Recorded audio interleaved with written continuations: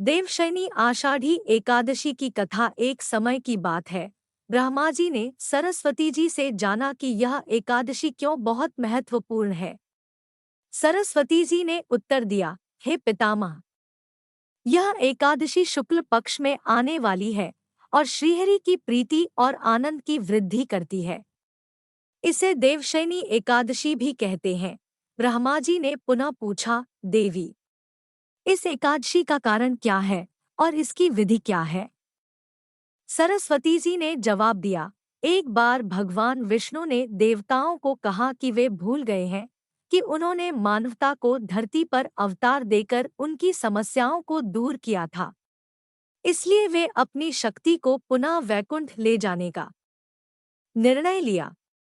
देवताओं को यह सुनकर बहुत दुख हुआ और उन्होंने भगवान विष्णु से कहा कि वे उनकी मदद करें। इस पर भगवान विष्णु ने कहा, मैंने एक स्त्री को अपनी समस्याओं को सुलझाने के लिए धरती पर भेजा था, लेकिन उसने बड़े ही धैर्य के साथ उन्हें सहा है। उसका नाम देवशयनी है, जो मेरी पत्नी तुलसी की अवतार है। तुम सबको इस एकादशी का व्रत रखना चाहिए और मेरी प्रीति प्राप्त करने के लिए तुलसी के पत्र, जल, फल और पुष्पों से मेरा पूजन करना चाहिए। भगवान विष्णु ने अगले दिन श्रीहरि वासर एकादशी के रूप में देवताओं के सामने आए। देवताओं ने उनका स्वागत किया और उनसे अपनी समस्याओं का समाधान मांगा।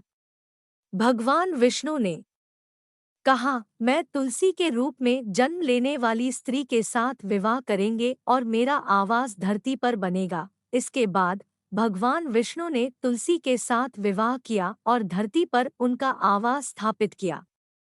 इसी दिन से देवशयनी एकादशी का व्रत मनाया जाता है। यह व्रत भगवान विष्णु की प्रीति को प्राप्त करने, पापों को दूर करने, समृद्धि को बढ़ाने और सुख शांति को प्राप्त करने के लिए रखा जाता है।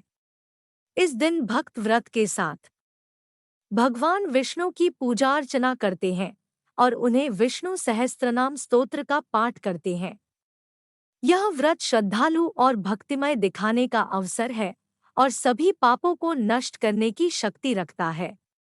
इस प्रकार देवशयनी एकादशी कथा पूरी होती है। यह व्रत धार्मिक आदर्शों का पालन करने और आध्यात्मिक उन्नति के लिए महत्वपूर्ण है। इसे आप और आपके परिवार के सदस्य भी नियमित रूप से मना सकते हैं।